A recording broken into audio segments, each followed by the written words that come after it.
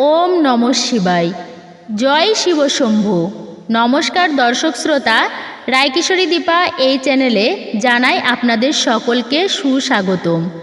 আজ এই ভিডিওটির মাধ্যমে আপনাদের সামনে ব্যক্ত করব শ্রাবণ সোমবারের শিবব্রত কথা। শ্রাবণ মাসে যদি আপনি ভগবান শিবের পূজা করার মনস্থির করে থাকেন, এই ব্রত কথাটি অবশ্যই শ্রবণ করুন, নচেৎ ব্রত অসম্পূর্ণ থেকে যায়। বন্ধুরা, শ্রাবণ সোমবারের এই ব্রত কথার মাধ্যমে আপনি পরিষ্কার করেই জানতে সক্ষম হবেন শ্রাবণ মাসের সোমবার দিন ভগবান শিবের আরাধনা করলে আসলে কি হয়।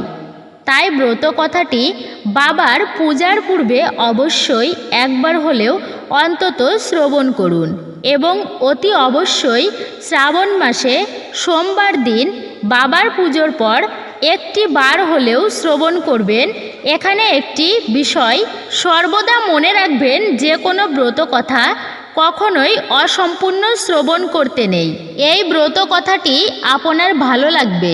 শুরু করছি দেবাদিদেব মহাদেব শিবের শ্রাবণ মাসের সোমবারের ব্রত কথা। ওম নমঃ শিবায়, ওম নমঃ শিবায়, ওম নমঃ শিবায়। পুরাকালে অমরপুর নামে একটি নগরে এক ধনী ব্যবসায়ী বসবাস করতেন। দূর দূরান্তে তার নাম যশ ব্যবসা ছড়িয়ে পড়েছিল। ঐশ্বর্য, যশ, মান, সম্মান সব কিছুই থাকা সত্ত্বেও সেই ব্যবসায়ী ছিল অত্যন্ত দুঃখী একজন মানুষ, কারণ তিনি ছিলেন নিঃসন্তান। দিনরাত তিনি একটি বিষয়ে চিন্তা করতেন যে তার এই বিপুল ঐশ্বর্য, ধন সম্পদ তার মৃত্যুর পর কে দেখভাল করবে। তাই সন্তান লাভের আশায় তিনি সমস্ত কিছুই করতে রাজি ছিলেন। তিনি একদিন জানতে পারলেন যে শ্রাবণ মাসের সোমবার দিন যদি ভক্তি নিষ্ঠা সহকারে দেবাদিদেব মহাদেবের আরাধনা করা হয়, তাহলে ভোলেনাথ শিব ভক্তের সকল মনস্কামনা পূরণ করেন। যথাবিধি মেনে সন্ধ্যাবেলায় তিনি শ্রাবণ মাসের সোমবার দিন ভগবান শিবের অত্যন্ত নিষ্ঠা ও ভক্তি সহকারে পুজো করলেন। একবার নয়, শ্রাবণ মাসের প্রত্যেক সোমবার দিন তিনি বাবার পূজায় নিজেকে নিয়োজিত করলেন। ব্যবসায়ীটির নিষ্ঠা ও ভক্তি দেখে শিবজয়া পার্বতী ভগবান শিবজিকে বললেন, হে প্রাণনাথ, এই ব্যবসায়ী আপনার একজন সত্যিকারের ভক্ত। শ্রাবণ মাসের প্রত্যেকটি সোমবার দিন সে যথাবিধি মেনে আপনার পূজা করছে। তাই এই ব্যবসায়ীর মনস্কামনা আপনার অবশ্যই পূরণ করা প্রয়োজন। ভগবান শিব দেবী পার্বতীর কথা শুনে প্রথমে সামান্য হাসলেন, তারপর বললেন, হে পার্বতী, এই সংসারে সমস্ত ব্যক্তিকেই নিজের কর্ম অনুসারে ফল প্রদান করা হয়ে থাকে। মানুষ যেমন কর্ম করবে তেমনই তার ফল পাবে। ভগবান শিবের এই কথা শোনার পরেও দেবী পার্বতী অত্যন্ত আগ্রহের সঙ্গে বললেন, আপনাকে কিন্তু আপনার এই ভক্তের অবশ্যই মনোকামনা পূরণ করতে হবে, কারণ আপনার এই ভক্ত অন্য 5 জনের থেকে অনেকটাই আলাদা। শ্রাবণ মাসের প্রত্যেকটি সোমবার দিন সে যথাবিধি মেনে আপনার পুজো করছে। আপনার পূজা সম্পূর্ণ করার পরে সে ভজন গ্রহণ করছে। আপনাকে এই ব্যক্তির সন্তান কামনার মনোকামনা অবশ্যই পূরণ করতে হবে। দেবী পার্বতীর এত আগ্রহ অনুরোধ দেখে ভগবান শিব না করতে পারলেন না। তিনি বললেন, ঠিক আছে, আমি এই ব্যবসায়ীটিকে সন্তান প্রাপ্তির বরদান করছি, কিন্তু তার এই সন্তান 16 বছরের অধিক জীবিত থাকবে না। শ্রাবণ মাসের এই সোমবার ব্রত শেষ হওয়ার পর সে ব্যবসায়ীটি সেই রাত্রেই ভগবান শিবের স্বপ্নে দর্শন করলেন।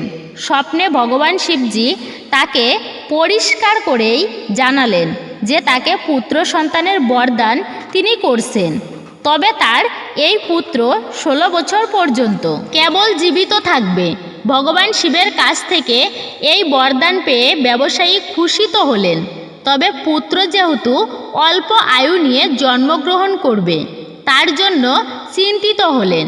বেশ কয়েক মাস পর তার একটি ফুটফুটে সুন্দর পুত্র সন্তান জন্ম নিল। ব্যবসায়ীটির ঘর খুশিতে ভরে গেল। যথেষ্ট ধুমধামের সঙ্গে এর জন্য উৎসবের আয়োজন করা হলো। কিন্তু ব্যবসায়ীটি খুব একটা খুশি ছিলেন না, কারণ তার এই পুত্র যে অল্প আয়ু হিসাবে জন্মগ্রহণ করেছেন সে কথা তিনি এতদিন পর্যন্ত রহস্যই রেখেছেন। আর ঘটনাচক্রে সেই পুত্র সন্তানের নামকরণ করা হলো অমর নামে। ছোটবেলা থেকেই তাকে দান, ধ্যান, জপ এবং পুজো অর্চনা শেখানো হলো। আর ব্যবসায়ীটি প্রত্যেক বছর শ্রাবণ মাসের সোমবারের ব্রতের সঙ্গে সঙ্গে 16 সোমবার ব্রত রাখতে শুরু করলেন। এরপর ব্যবসায়ীটির ছেলে অমরের বয়স যখন 12 বছর হলো, তখন ব্যবসায়ীটি তাকে শিক্ষা প্রদানের উদ্দেশ্যে তার মামার সঙ্গে বারাণসীতে পাঠালেন এবং যাবার সময় বলে দিলেন যে স্থানে শিব মন্দির দেখতে পাবে সেখানে ভগবান শিবের পুজো করবে এবং ওই স্থানে দিন দুঃখী মানুষ এবং ব্রাহ্মণকে ভজন করাবে। এইভাবে মামা ভাগ্নে বারাণসীতে যাওয়ার পথে একটি নগরে প্রবেশ করলো। যেদিন প্রবেশ করলো সেই দিন সেই নগরের এক রাজার মেয়ের বিয়ে। তবে যে রাজার ছেলে সেই মেয়েকে বিয়ে করতে এসেছে সেই রাজার ছেলের এক চোখ ছিল অন্ধ, আর এই বিষয়টি সে গোপন রেখেছিল। পথের মধ্যে সেই ব্যবসায়ীটির সুন্দর ছেলেটিকে দেখতে পেয়ে সেই রাজার এক কুবুদ্ধি জাগ্রত হলো। সে মনে করলো তার এই অন্ধ ছেলের পরিবর্তে সে এই ব্যবসায়ীটির ছেলেটাকেই নিজের ছেলে হিসাবে পেয়ে পরিচয় দেবে। তারপর বিবাহ শেষ হয়ে গেলে সেই ব্যবসায়ীটির ছেলেটিকে তাড়িয়ে দিয়ে সেই রাজ্যের রাজা মেয়েটিকে নিজের রাজ্যে নিয়ে যাবে। প্রাণের ভয়ে ব্যবসায়ীটির ছেলেটি সেই সময় মুখে কিছু না বললেও বিবাহের পর রাজকুমারীর শাড়ির আঁচলে সুযোগ বুঝে লিখে দিয়ে যায় যে তোমার সঙ্গে তো আমার বিবাহ হলো, কিন্তু বিয়ের পর যে রাজকুমারের সঙ্গে তোমাকে নিয়ে যাওয়া হবে সেই রাজকুমারের আসলে এক চোখ অন্ধ। আমি তো বারাণসীতে শিক্ষা গ্রহণ করতে যাচ্ছি। বিবাহ সম্পূর্ণ হওয়ার পরের দিন সেই ব্যবসায়ী পুত্রকে তাড়িয়ে দেওয়া হয়।